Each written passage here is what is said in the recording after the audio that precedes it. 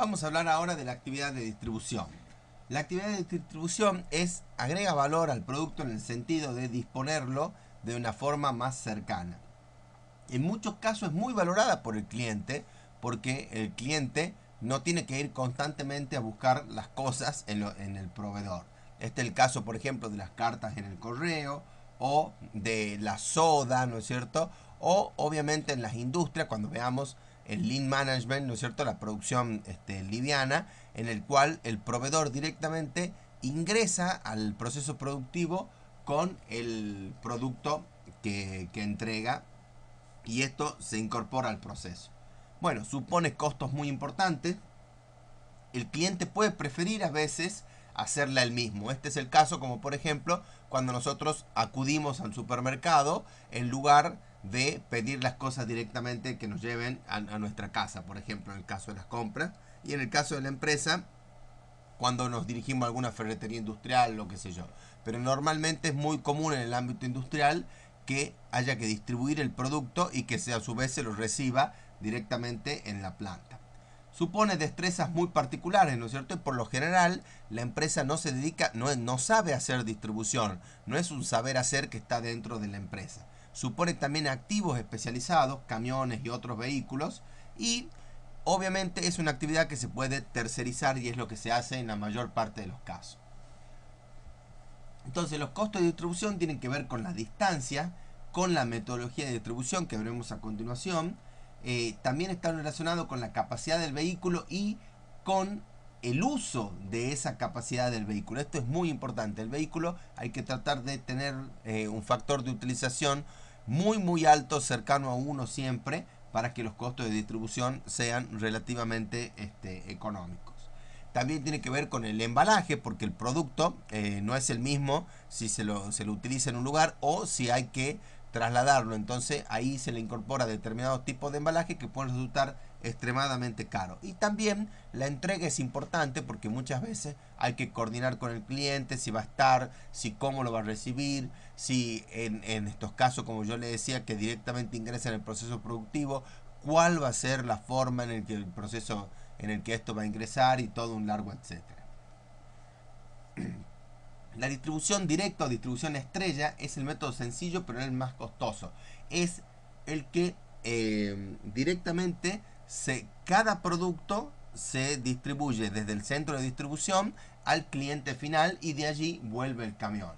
Se utiliza en casos muy especiales donde la urgencia es muy grande o cuando la capacidad de los vehículos se encuentra totalmente completa. Entonces se dice que se distribuye un equipo, 2 equipos en el caso de que sean camiones, donde equipo es un sinónimo de un camión lleno de diferentes características.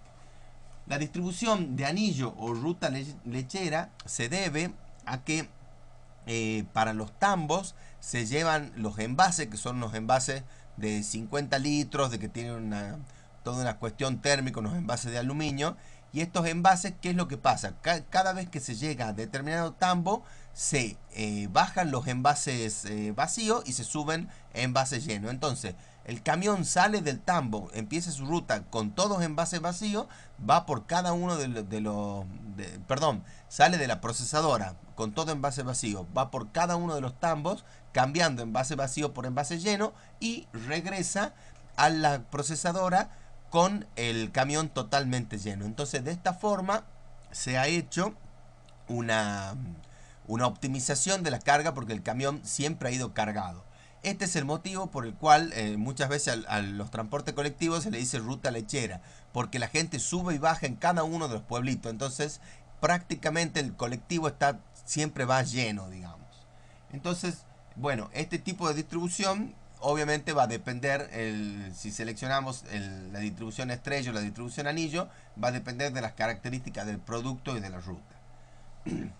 Los costos de la distribución no son iguales por kilómetro, sino que dependen de una serie de cosas. Entonces, 2 vehículos idénticos se destinan a 2 tráficos diferentes de 100 y de 500 kilómetros.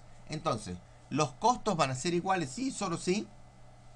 El vehículo de tramo corto efectúa 5 viajes en el tiempo que el otro efectúa un viaje largo. O sea que el tiempo sería el mismo. Si el tiempo es diferente, que es lo más probable en los 5 viajes, este costo ya se hace un poco mayor.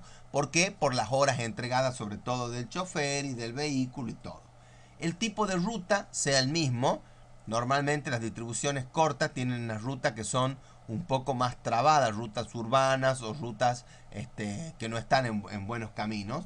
La dotación de personal en el vehículo sea la misma. También esto, cuando el vehículo hace distribuciones en zonas metropolitanas, normalmente tiene que ir con un ayudante. En cambio, cuando hace viajes de larga distancia, va solamente el chofer. Los tiempos de carga y descarga de los 5 viajes sean los mismos que el tiempo de carga y descarga del viaje de 500 kilómetros. Esto, por supuesto, tampoco se cumple muchas veces. Es muy probable entonces, como habíamos dicho, que el vehículo de mayor distancia resultará superior, o sea, de menores costos que el de menor distancia. Lo que no es trivial a la hora de distribuir los costos fijos, digamos, de las actividades de distribución con respecto a los kilómetros de ambos vehículos en un tiempo determinado. Esto también, cómo se distribuyen estos costos, normalmente con la metodología ABC. Y las actividades, un poco ya la tienen en la transparencia anterior, cuáles serían las actividades sugeridas, ¿no es cierto? Entonces, primero que nada, el tiempo de trayecto, las cargas y las descargas, las entregas, todas estas son actividades que se hacen dentro de la distribución. Entonces, el tipo de tráfico es mayor en los tráficos urbanos, aumenta lo que habíamos dicho, la incidencia por acompañantes. El vehículo tiene un recorrido medio menor y una velocidad también menor. Hay más tiempo de carga y descarga en el transporte urbano. Se afecta el recorrido medio mensual, produciendo una reducción de los costos fijos, ¿no es cierto? En tráficos largos se podría retornar con cargas, este es el caso de los transportes de larga distancia.